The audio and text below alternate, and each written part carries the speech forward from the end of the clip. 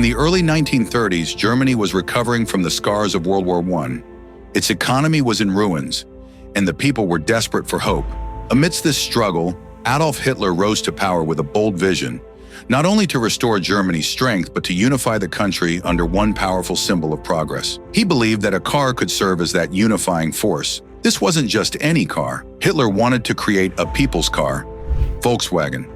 His goal was to design an affordable, accessible automobile that every German could own, a vehicle that would represent the prosperity of the nation and the power of its people. However, this idea would be far more difficult to bring to life than anyone could have anticipated. To make his dream a reality, Hitler turned to one of the greatest automotive engineers of the time, Ferdinand Porsche. Known for his work in luxury sports cars, Porsche now had the monumental task of creating a vehicle that could be mass-produced and affordable for the common German family. This was no simple challenge. Porsche had to overcome not just engineering obstacles, but political pressures as well, as the eyes of an entire nation were upon him. Despite the enormity of the task, Porsche began to shape the future of the automobile industry, unknowingly crafting the legacy that would define a generation. Little did anyone know, the path to creating Volkswagen would be anything but predictable. It would be a journey fraught with difficulties, but one that would change the world forever. Ferdinand Porsche was a man of vision and precision. A skilled engineer with an eye for detail, Porsche had spent his career pushing the boundaries of automotive design. But when Adolf Hitler handed him the task of building a car for the people, he knew this project would be unlike anything he had ever done. It wasn't about luxury or speed. It was about creating a simple, reliable car that could be mass-produced for ordinary Germans. Porsche's challenge was monumental. The car needed to be affordable, yet durable enough to withstand Germany's rugged roads. It also had to be small enough to be practical for families, while still powerful enough to be a symbol of national pride. Above all, it had to be something every German could aspire to own. Porsche's initial designs were met with skepticism. The engineers at the Porsche company were unsure if such a simple, affordable car could ever succeed. But Porsche, undeterred, pushed forward with his vision. The design was unconventional, a compact rear-engine car with a rounded, almost playful shape. It was unlike any vehicle seen before. However, Porsche's vision wasn't without resistance. There were debates about the car's practicality, its production costs, and its appeal to the masses. Some argued that it would never be popular. Others feared it might not be feasible to produce at the scale required. Yet Porsche remained resolute. He knew this was more than just a car. It was a symbol of something greater, a symbol of national unity. Against all odds, Porsche's design began to take shape. The first prototype of what would eventually become the Volkswagen Beetle was completed in 1938. It was small, affordable, and different from anything else on the market. Yet the true test would be whether the people would embrace it, or if it would remain nothing more than a vision. After years of planning, designing, and refining, the Volkswagen Beetle was born. The first prototype, created in 1938, was a triumph of engineering. But the real challenge came when it was time to mass-produce the car. The Volkswagen factory was built to handle large-scale production, but it wasn't ready for the enormous demands placed on it by the Nazi regime. Political pressure to produce the car quickly was immense, and the factory struggled to meet the expectations set by Hitler's vision. Despite the obstacles, the car's production began in earnest, and the first true test of the Volkswagen Beetle came in the early 1940s. As the factory ramped up production, the war began to take a toll on the automotive industry. With Germany's focus turning toward military needs, the Volkswagen factory was retooled to produce military vehicles. The dream of the people's car seemed to fade into the background as the war effort took precedence. In the years that followed, the Beetle became synonymous with Nazi propaganda, as Hitler promoted the idea of the people's car being a symbol of the Reich's greatness. But the true significance of the Beetle would not be realized until after the war's end, when the factory lay in ruins and the world's focus shifted away from national pride to survival. When World War II erupted, the fate of the Volkswagen Beetle and the company behind it seemed uncertain. The factory, which had been dedicated to producing civilian cars for the masses, was repurposed to manufacture military vehicles. Tanks, trucks, and other wartime necessities took priority. The Volkswagen Beetle, the car that was supposed to represent peace and prosperity for the German people, became nothing more than a distant dream as the country turned its focus to war. By the time the war ended, the Volkswagen factory lay in ruins. Germany had lost the war, and the future of Volkswagen was uncertain.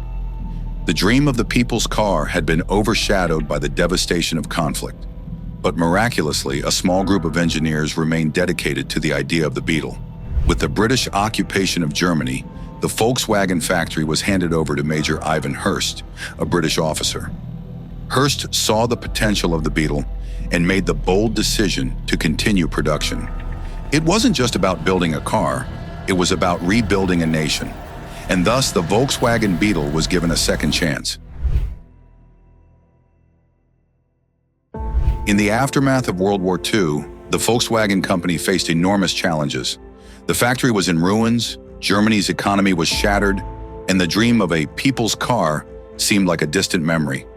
Yet under British command, the factory was rebuilt, and production of the Beetle resumed. Despite the challenges, the Beetle began to gain traction. Initially, it was seen as a symbol of recovery. The world, still reeling from the effects of war, looked to the Beetle as an affordable and practical solution for post-war transportation. The small, simple design appealed to families who had lost everything during the war and were now looking for a way to move forward. The British believed in the potential of the Beetle, but it wasn't just about economic recovery. The car represented something more. It symbolized the resilience of the German people.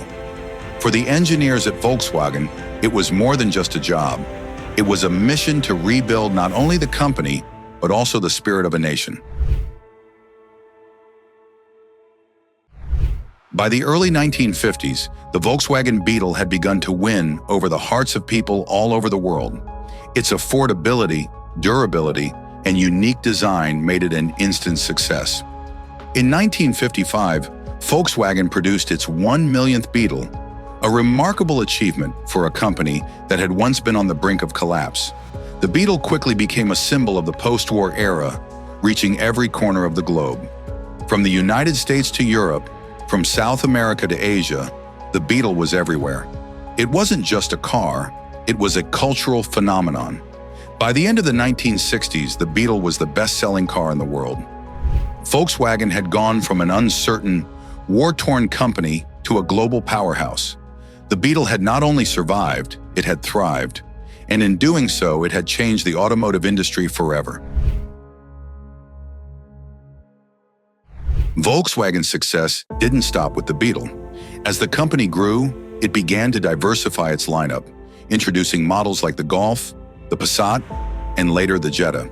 But as Volkswagen expanded, it also looked to expand its brand portfolio by acquiring other legendary automotive brands, creating a multi-brand empire. In 1964, Volkswagen made its first major acquisition.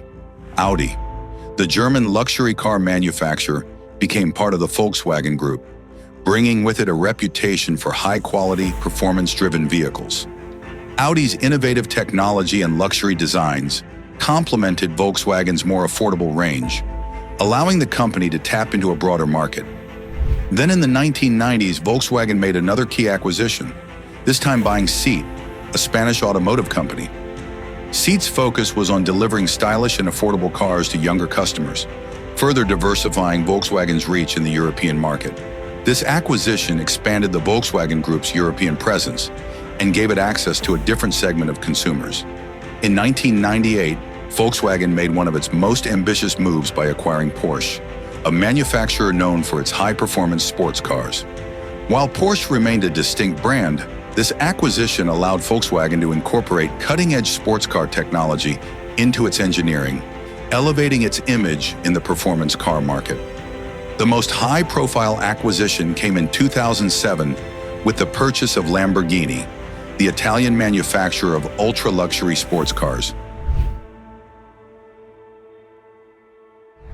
With Lamborghini, Volkswagen added a name synonymous with speed, luxury, and power to its growing portfolio. It provided Volkswagen with a presence in the high-end sports car market, further solidifying its position as a global automotive giant. Volkswagen's acquisitions didn't stop there. The company also owns Bugatti, the French hypercar manufacturer renowned for its incredible performance and exclusivity, and Bentley, a British manufacturer of luxury vehicles. With these brands, Volkswagen positioned itself as a true player in the luxury and performance car market, extending its influence well beyond its original affordable car roots. Through these acquisitions, Volkswagen Group not only established itself as a powerhouse in multiple segments of the automotive market, but also ensured that it could compete at every level, from budget-friendly compact cars to ultra-luxury sports cars. In 2015, Volkswagen, a company long revered for its innovation and commitment to environmental sustainability, found itself at the center of a shocking scandal that would forever alter its legacy. The company, which had marketed its diesel vehicles as eco-friendly and fuel-efficient, was caught cheating on emissions tests, a revelation that became known as Dieselgate. The scandal began when the U.S. Environmental Protection Agency, EPA, discovered that Volkswagen had installed defeat devices in its diesel engines. These devices were sophisticated software programs designed to detect when a car was undergoing emissions testing. During the test, the software would adjust the car's performance to reduce emissions to legal levels. However, during regular driving, the cars emitted levels of nitrogen oxide, NOx, far higher than the legal limit, up to 40 times more pollutants.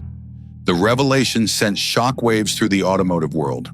For years, Volkswagen had positioned its diesel vehicles as clean, environmentally friendly alternatives to gasoline-powered cars. Consumers trusted the brand, and governments praised it for meeting strict emission standards. But now it was clear that Volkswagen had been intentionally deceiving regulators, customers, and environmental organizations. The fallout was swift and severe. Volkswagen was hit with massive fines and legal actions from governments in the United States and Europe. In total, the company would face over $30 billion in fines, settlements, and recalls. Millions of cars had to be recalled and retrofitted to correct the emissions cheating software, a process that took years and cost the company billions more. Volkswagen's CEO, Martin Winterkorn, resigned in the wake of the scandal, although he denied knowing about the defeat devices. Several top executives were implicated, and some even faced criminal charges. The company's stock price plummeted, and consumer confidence took a major hit. Diesel vehicle sales fell dramatically, and Volkswagen's reputation as a responsible, reliable automaker was severely tarnished. The scandal also had a broader impact on the entire diesel industry. Governments began to reevaluate diesel policies, and the public became more skeptical of the industries. In the aftermath, Volkswagen vowed to make amends. The company committed to a major shift toward electric vehicles, with a new focus on sustainability and transparency. The ID series, Volkswagen's line of electric cars, became a symbol of the company's new direction. Yet the scars of Dieselgate remain. While Volkswagen has made efforts to regain consumer trust, the scandal serves as a stark reminder of the risks of corporate deceit and the long road to redemption. As the world moves toward an era of electric vehicles and sustainability, Volkswagen faces new challenges in adapting to an evolving automotive landscape. The company is heavily investing in electric mobility with its ID series, aiming to lead the charge in green, sustainable driving. But even as technology changes the face of the industry, Volkswagen's commitment to innovation, quality, and affordability remains as strong as ever. From its humble beginnings as a vision for the people's car to becoming a powerhouse of automotive brands, Volkswagen's legacy is one of resilience, adaptability, and vision. As it navigates the future of transportation, one thing remains certain. Volkswagen's journey is far from over, and the company is poised to continue shaping the world of automobiles for generations to come. Thanks for watching Genuine Insights with AN. If you enjoyed this video, don't forget to like, share, and subscribe for more amazing content. Hit the notification bell so you never miss an update. Drop your thoughts in the comments below. I'd love to hear from you. See you in the next one. Stay awesome. Stay